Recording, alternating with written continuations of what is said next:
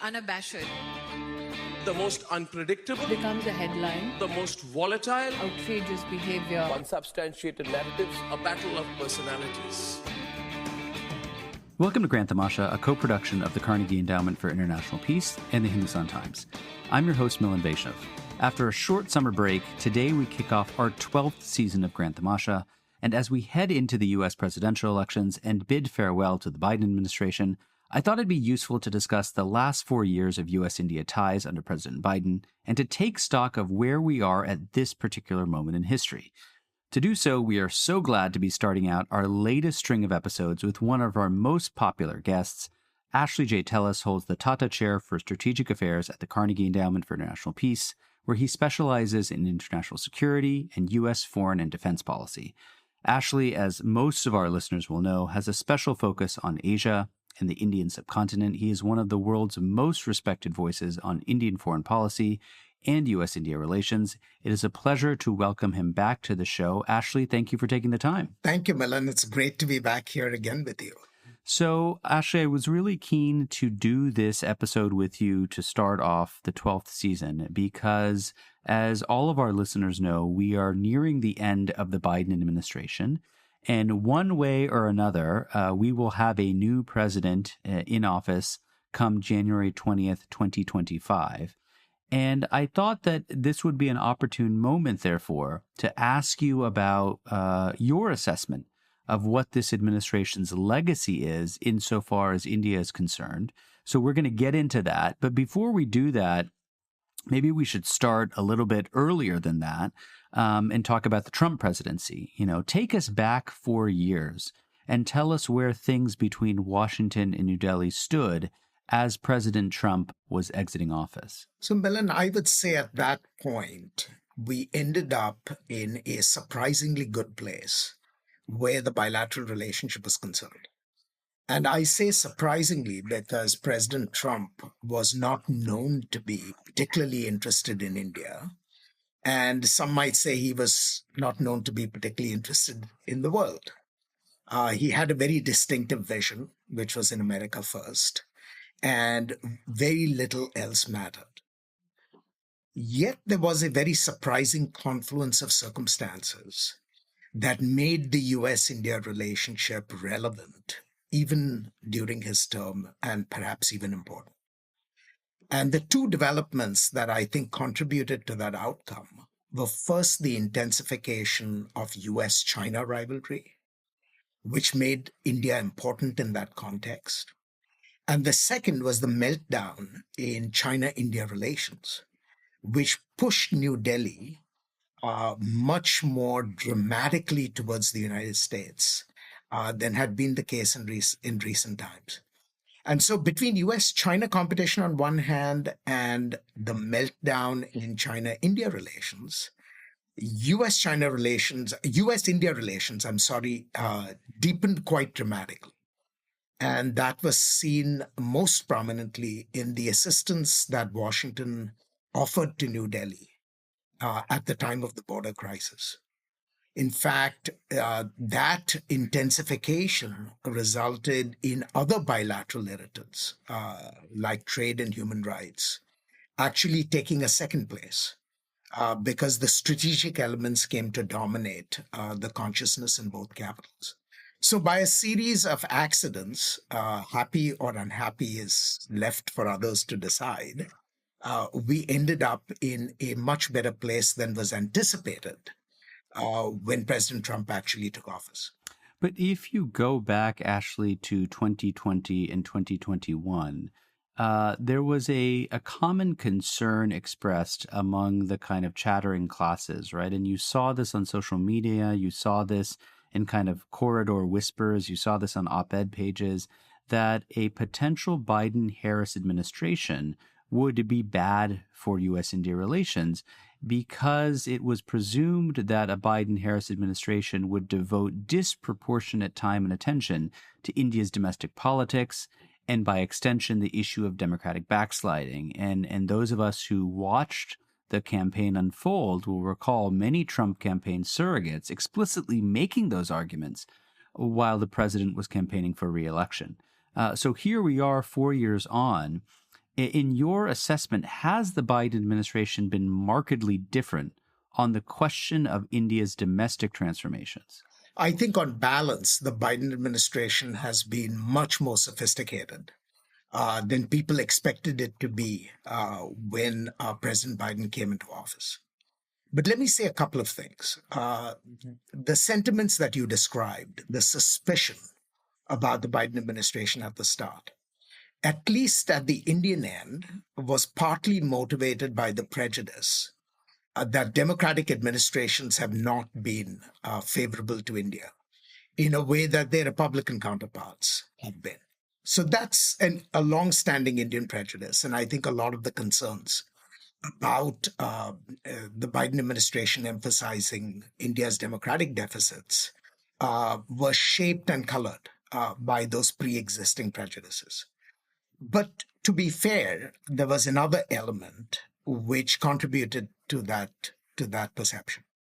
And that was President Biden himself making clear that his presidency would be marked by an effort to rebuild democracy, because democracy was under threat by authoritarian regimes. In fact, he argued that democracy versus autocracy is the axial struggle of our times.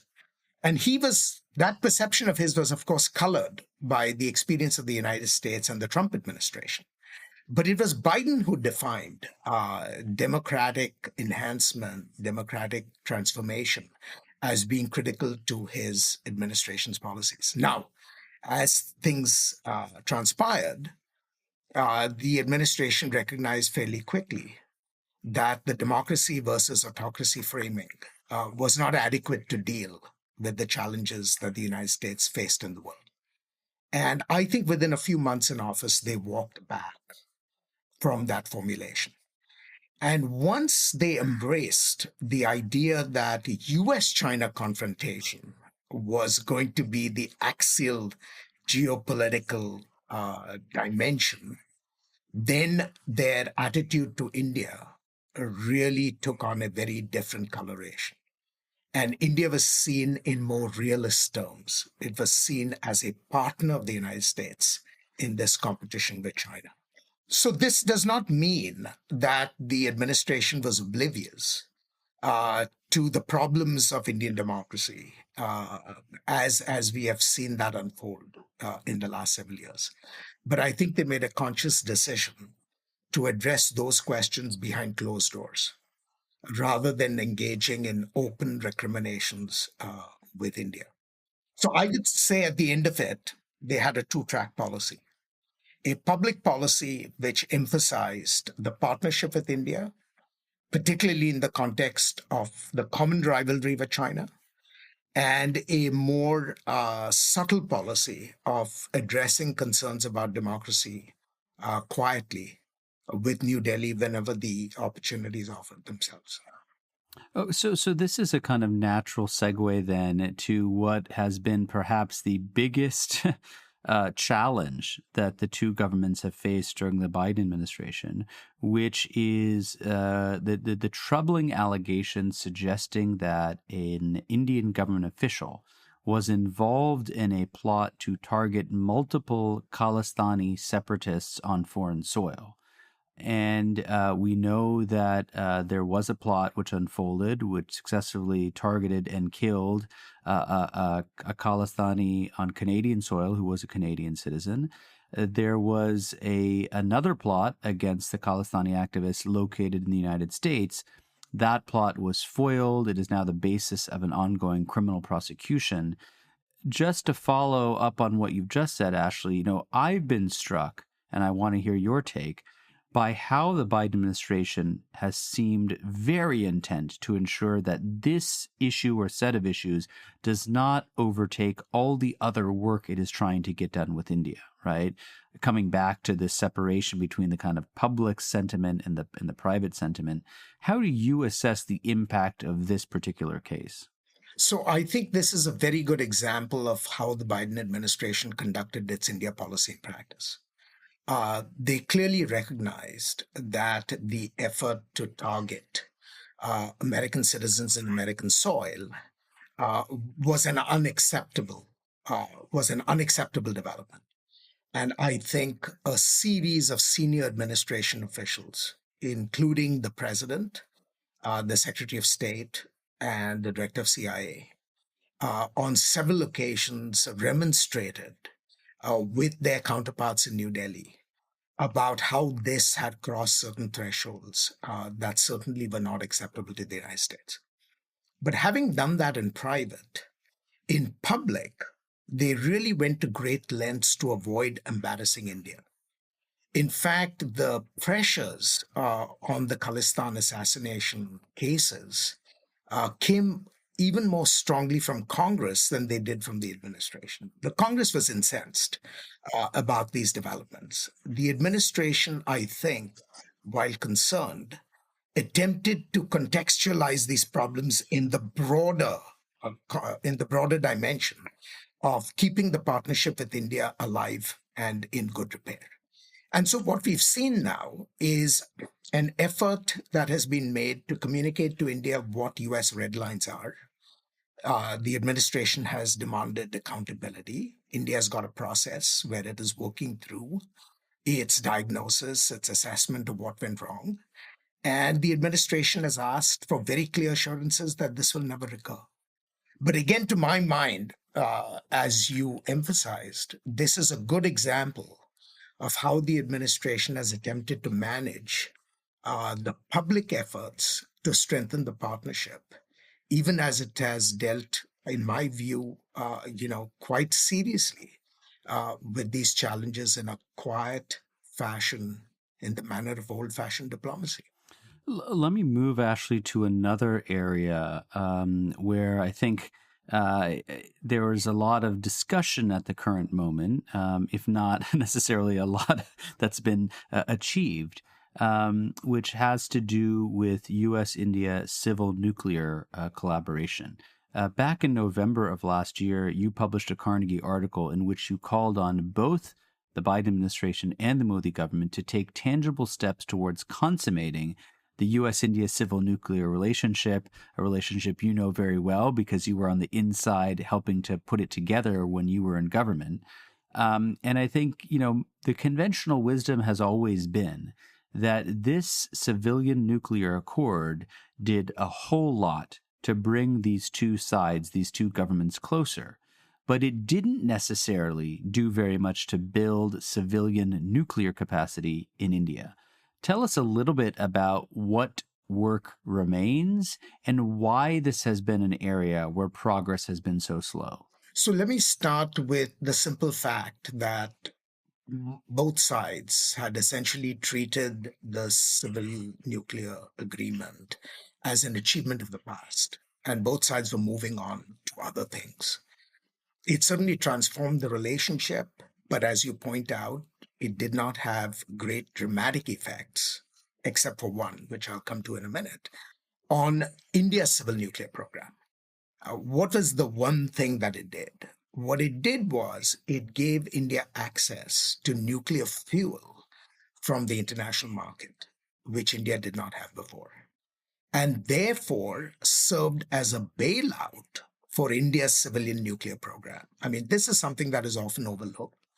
And so when people ask me whether the agreement had any impact on the program itself, I think the first thing we need to remember is that the civil nuclear program in India would have ground to a halt if India did not get access to fuel, and that access to fuel was provided by the agreement. But going beyond that, the fact is it did not result in reactors being sold to India, certainly from the West.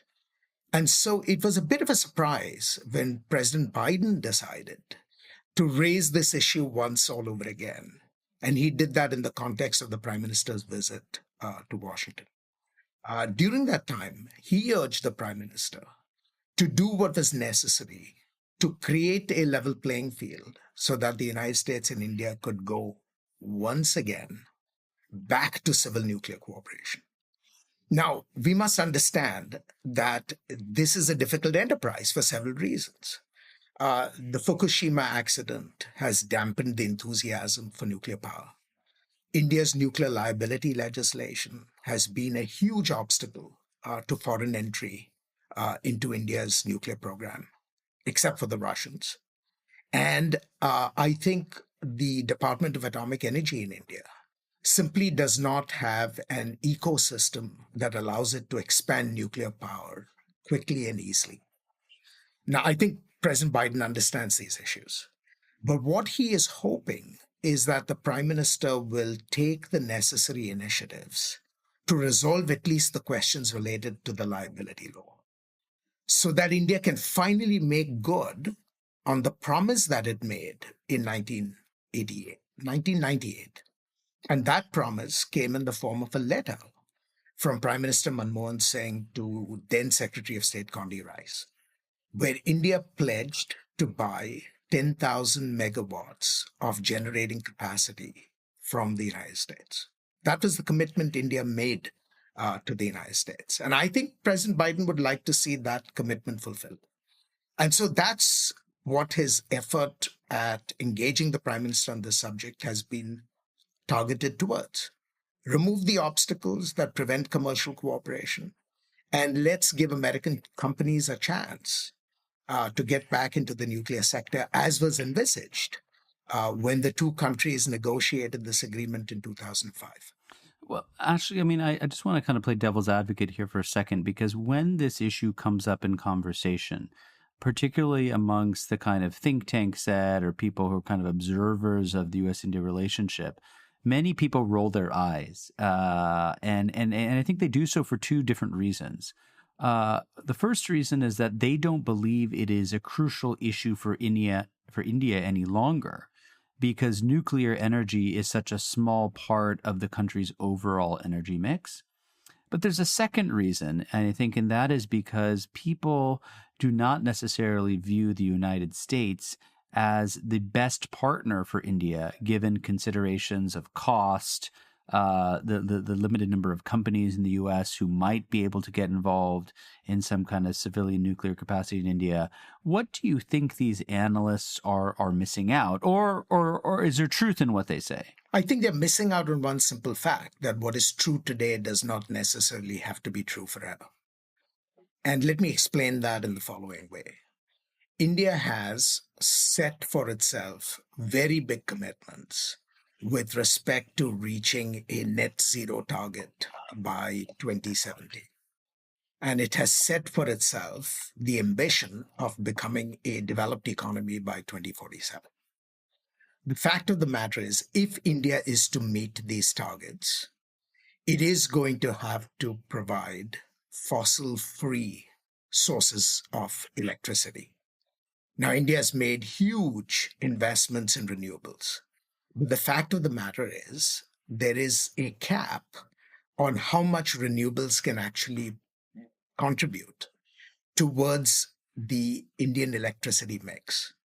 To my mind, India is going to have no choice but to look very seriously at nuclear energy if it is to meet these climate and developmental goals.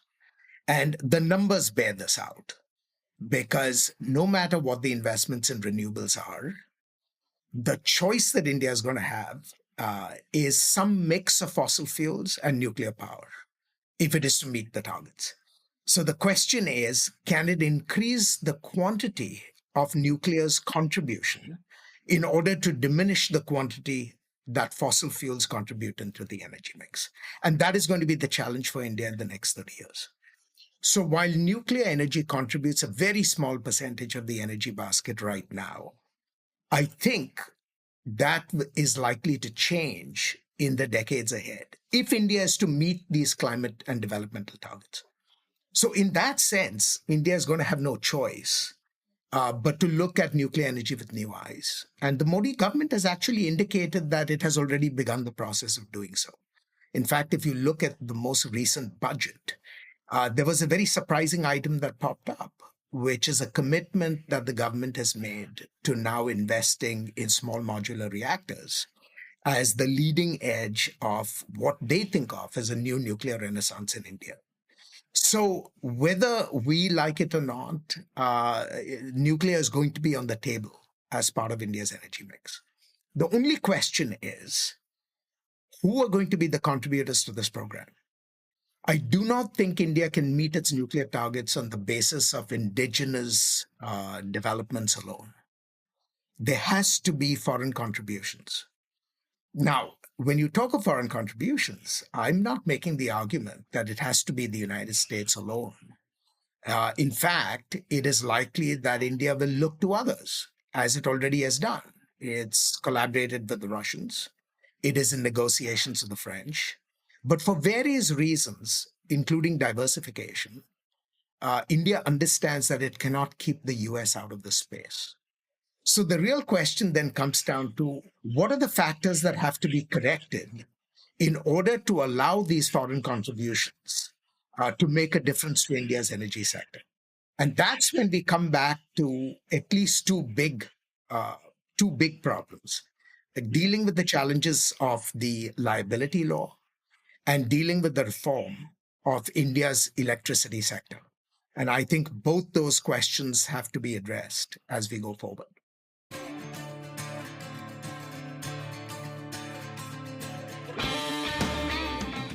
Hey, Grant Tamasha listeners, thanks for listening to the podcast. Putting this show together each week is a labor of love, but it takes a lot of work to put out a great show every week. If you'd like to support the work we do at Grant Tamasha, please visit ceip.org/donate. Don't forget to subscribe to us on Apple Podcasts, Google Podcasts, Spotify, or on your favorite podcasting platform, so you'll be the first to know when a new episode rolls out. Let me kind of just pivot to another kind of challenge in the relationship, which is the question of Russia and the Ukraine war. In a recent paper on the global impacts of the Ukraine war, you spent some time in that paper talking about India's unique positioning. And I think most of our listeners will know that India has a long-standing strategic partnership with Russia that it has no intention of abandoning, at least anytime soon. But it has also tried to strengthen ties to Ukraine, highlighted most recently by Prime Minister Modi's visit to Kyiv to meet President Zelensky. I think the general consensus in the foreign policy establishment is that even though India has not unambiguously condemned Putin's invasion, it has managed somehow to walk this careful tightrope in terms of diversifying its defense arrangements so that, Russia is not the only player. It has offered humanitarian assistance to Ukraine. It has at times made overtures about being some kind of mediator. I guess my question to you, Ashley, is do you think, at least in the medium to long term, India's unwillingness to unambiguously criticize Putin's invasion is going to result in some kind of formidable cost for India? I think the answer to that question really depends on India's Western partners, especially the United States. Thus far, India's Western partners have been quite tolerant of Delhi's strategy of running with the hares and hunting with the hounds. In part, that is because they don't believe that India's neutrality or professed neutrality has been excessively burdensome. But that may not persist forever. Already there are concerns that India's purchase of Russian oil at discounted prices is playing a very important role in keeping Russian aggression afloat. There are growing fears that India is becoming a conduit for Russia's procurement of equipment that sustains the war effort. Now, if these concerns in the West about India's role increase, then I think there is a possibility of greater Western pressures on India to change course. But thus far, I must say, India has managed to walk this tightrope between its friends in the West, especially the United States, and Russia quite well. It hasn't done as well with respect to Russia and Ukraine, because I don't think the Ukrainians think of India as particularly neutral in this fight. But as long as Washington is prepared to give India a long rope, I see India's current strategy as pretty much staying on course. Let me, kind of use this as an opportunity to talk about another contentious relationship, which is that between India and China, and of course the kind of triangle of India, China, and the United States. It's been a little over a year since you published a much read essay in Foreign Affairs titled America's Bad Bet on India. We had you on the show after that piece came out. I think we noted that the headline was the magazine's invention, not your proposed title. But if we can move past the headline, the gist of the article is that New Delhi will never involve itself in any U.S. military confrontation with China that doesn't directly threaten its own security. And I think the specific scenario that you discuss in the piece, and of course it's the one that most of us talk about, is a potential conflict over Taiwan. So here we are, September 2024. I have two questions actually on this. One is, a year on, do you believe your assessment holds up? And number two, if you do you think India's strategic calculus is more widely understood in the DC foreign policy ecosystem today than it was even 12 months ago? I think the short answer to both those questions is yes. I think there is a very clear understanding in New Delhi that while China remains the most potent security threat facing India, India is still relatively weaker than China, and India is physically too close to China for comfort. And that means it simply does not have the luxury of entangling itself in crises that do not directly implicate or impact upon its interests. So the conclusion that I argued in that piece, that India will stay aloof, stand on the sidelines, I think still holds. And more Indians are willing to acknowledge that short of a direct Chinese threat to India, India is unlikely to get entangled in fights that China may have with other countries. But the second point is just as important. I think there is a greater recognition in the US today about the limits of India's willingness to involve itself in China-related crises that do not impact India's interests. And in a strange sort of way, I think India's attitude to the Ukraine war has underscored that point quite clearly. India has chosen to stay aloof. India has chosen a position of neutrality, despite it enjoying a very close relationship with the United States. In other words, although India values its relations with Washington more than any other bilateral relationship, it simply will not follow U.S. preferences if that does not serve its interests. And so what applies in some ways to India's position on the Ukraine crisis applies similarly to the attitude we can expect India to take towards some crisis in East Asia involving China. It doesn't mean that India does not want the West to come out ahead if there is such a crisis. India will be the cheerleader, but India will not be a participant. But Ashley, just to follow up on that, but there is a difference between the two in the sense that in the Ukraine conflict, the U.S. is not a principal warring party, where if there were some kind of armed military confrontation between the United States and China over the status of Taiwan, we would be one of the parties in conflict. And does that suggest that there might be less forgiveness, less wiggle room for India in such a scenario, right? Where you could get people on Capitol Hill, if not the administration, saying, wait a second, what's going on here? I thought India was our great friend and partner. But, I admit that there are, limits to the analogies between the Ukraine contingency and a Taiwan contingency.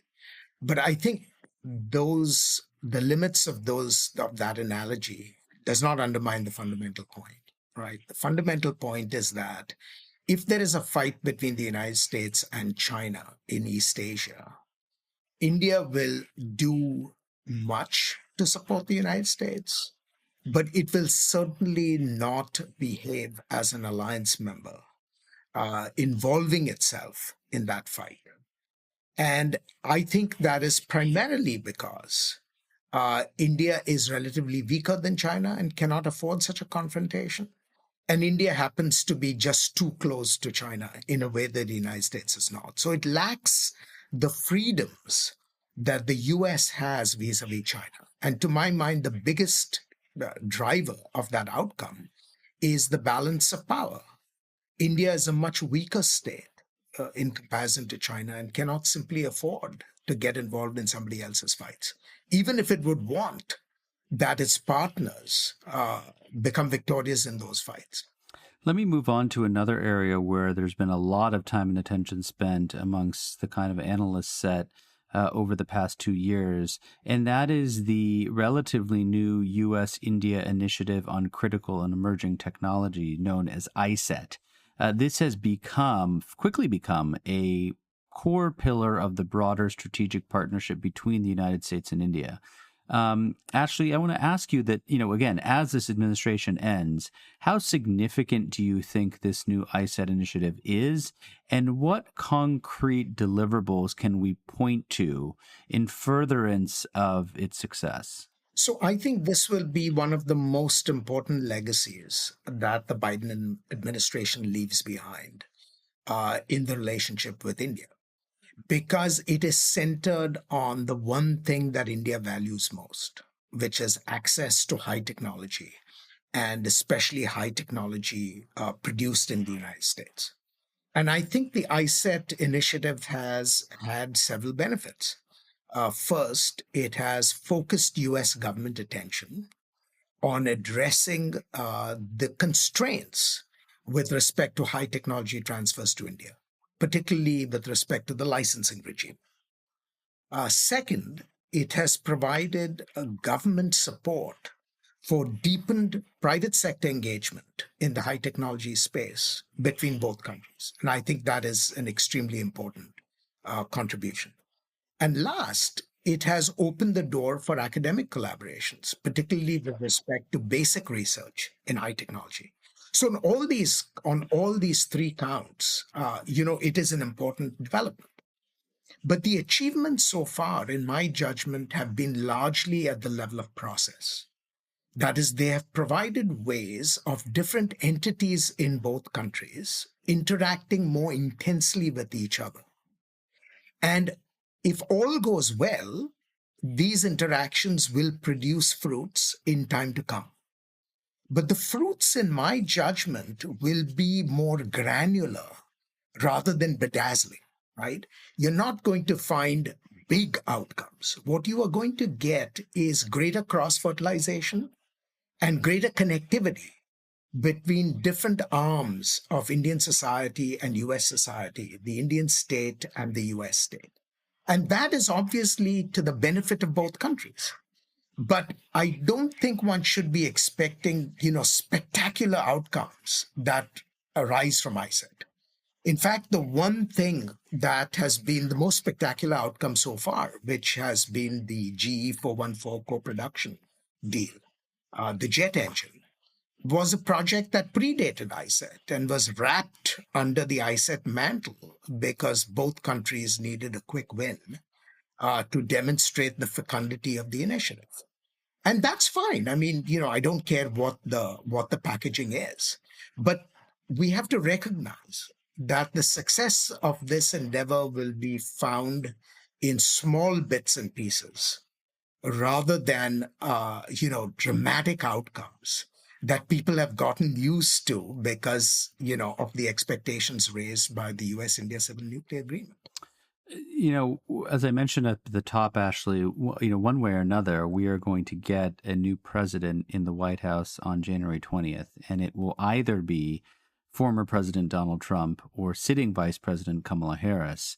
And I'm going to ask you one of those questions that's kind of impossible to answer for analysts, but I think it's the question on everybody's mind, which is if you could gaze into your crystal ball, what can you tell us about what it shows with regards to both of these possibilities when it comes to India, right? What would a Trump presidency mean?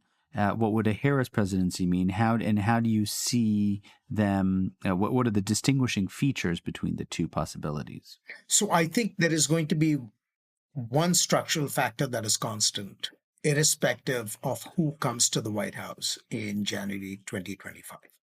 And that structural factor is that the threats posed by China are going to be an important driver that press for a continued transformation of the U.S. India relationship. China is not disappearing, whether it is a President Harris or whether it is a President Trump. My own judgment, though, is that if you have a Harris administration, U.S. policy towards India is likely to be marked by much greater continuity of the kind that we have seen in recent years between Trump and Biden. President Biden's policies towards India, I think, will continue with maybe some modifications on the margin. If there is a Trump administration, I think the uncertainties are greater. And the uncertainties are greater on at least two counts, because President Trump is very focused on issues of immigration and very focused on issues of trade. And those are two arenas where there are significant difficulties in the US-India relationship. And so it is possible that if President Trump decides to crack down or limit immigration, there will be adverse impacts on India. If President Trump decides to revisit old fights with India on trade, remember, he went on the record calling India the tariff king. And if he decides to pry open Indian markets as the price of a continued good relationship, then I think the stage will be set for increased irritations. But, only time will tell. To me, the one issue that I think merits recognition is that individuals matter.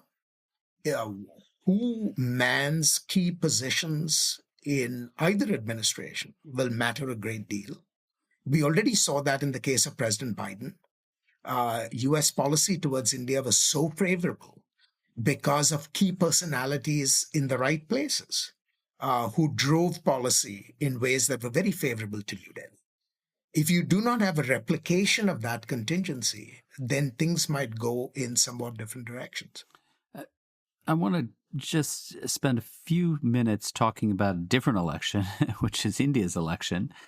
India had, of course, its general election earlier this spring and summer, in which the incumbent BJP of Prime Minister Modi once again formed the government, but was only able to do so with the help and assistance of its coalition partners known as the National Democratic Alliance, or the NDA. And my question for you, Ashley, is to what extent do these new political equations in India have a bearing on the U.S.-India bilateral partnership, right? Or if I could put it in a slightly different way, from Washington's perspective, does Modi with a single-party majority versus Modi reliant on his NDA coalition, does that really matter? I think it matters very little in the areas of pure foreign policy, because India's foreign policy is likely to remain consistent, even with the changing equations in New Delhi. Where I think there may be a difference is on issues of domestic politics in India that have a foreign policy impact. And I would point to two or three areas where this could make a difference. So the first example is economic reforms. Does the fact that we have a coalition in Delhi now prevent the Prime Minister from pursuing those bold economic reforms that he had imagined he would pursue had he an absolute majority in his third term? And that has an impact because of the equities that American business, American companies have with respect to operating in India. The second is, again, another legacy issue, the whole question of nuclear liability. If Prime Minister Modi had an absolute majority in terms of the BJP alone, it was likely that he would have pursued nuclear liability legislation. I'm not sure whether he can do that today when you have, on one hand, a dependence on other alliance partners, coupled with a reinvigorated opposition. And then the third area is, of course, the whole area of human rights and religious freedoms and so on and so forth. If the current constraints on the prime minister in coalition politics prevent controversial policies from being enacted, then that, of course, makes the U.S. India relationship much easier to manage. But if this has no impact and the BJP-led government continues to pursue controversial policies, then I think there could be an impact on the bilateral relationship, as we have seen in the Biden years and even in the Trump years. So I would say coalition politics matters on those issues where domestic politics has a foreign policy consequence. And those are the areas that are worth watching. Ashley, let me just bring this conversation to an end by asking you to think about the future a little bit. And, maybe to reflect on areas of the relationship where the two sides aren't currently firing on all cylinders, or areas where one could identify ways of doing even more together, irrespective of who the next president of the United States is, right? As you think about such kind of quote unquote frontier areas or sectors, what are those that come sort of top of mind? So the first area is simply a legacy area, which is bilateral trade. I think we are still underperforming relative to our potential. The United States and India still have a very small trading relationship compared to, say, the trading relationship that each country has with China. And it's somewhat ironic that both India and the United States have a larger trading relationship with China, or a very big trading relationship with China, but not as big a trading relationship with each other.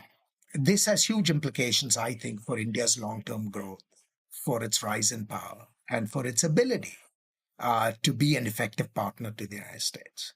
And this takes us straight away into very complicated questions of economic reform in India and so on and so forth. So there is room for improvement in the area of bilateral trade and investment, especially with respect to U.S. foreign direct investment in India, which has certainly not grown in a manner that I think is necessary.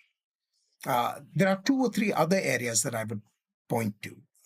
One is the area of civilian space cooperation, which I think has the potential for great benefits to both countries. India has an extremely effective space program, and it has managed to demonstrate achievements in space with very small budgets. There are lessons in that for the United States, and there are opportunities.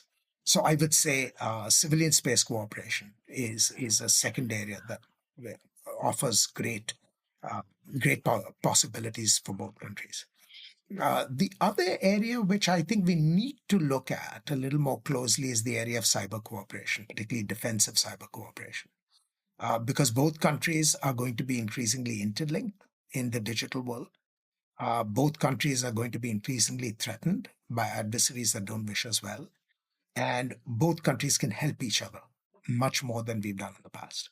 And lastly, I would point out to all the areas that are in the iCET basket, where we need to move, I think, a little more speedily beyond achievements in process to tangible outcomes.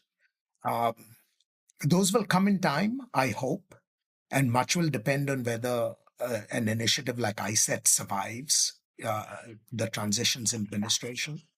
But certainly in the areas of high technology, I think we have enormous room for cooperation, and I hope that will be realized in the years ahead. My guest on the show this week is Ashley J. Tellis. He holds the Tata Chair for Strategic Affairs at the Carnegie Endowment for International Peace. He is a prolific writer, scholar, observer of all things U.S. India. Ashley, it's always a pleasure to have you on the show. We had a lot of ground to cover, and I think we covered it all. Thank you so much for taking the time. Thank you, Milan. Always a pleasure. Grand Tamasha is a co-production of the Carnegie Endowment for International Peace and the Hindustan Times. This podcast is an HT Smartcast original and is available on htsmartcast.com. You can also find us on Apple Podcasts, Spotify, or wherever you get your podcasts. Don't forget to rate and review. It helps others find the show more easily. For more information about the show, to support the work we do on Grand Tamasha, and to find the writing we mentioned on this week's episode, visit our website, grandtamasha.com. Tim Martin is our audio engineer. Mira Verghese is our executive producer. Additional assistance is provided by Annabelle Richter. Thanks for listening, and see you next week. This was a Hindustan Times production brought to you by HT Smartcast. HT Smartcast.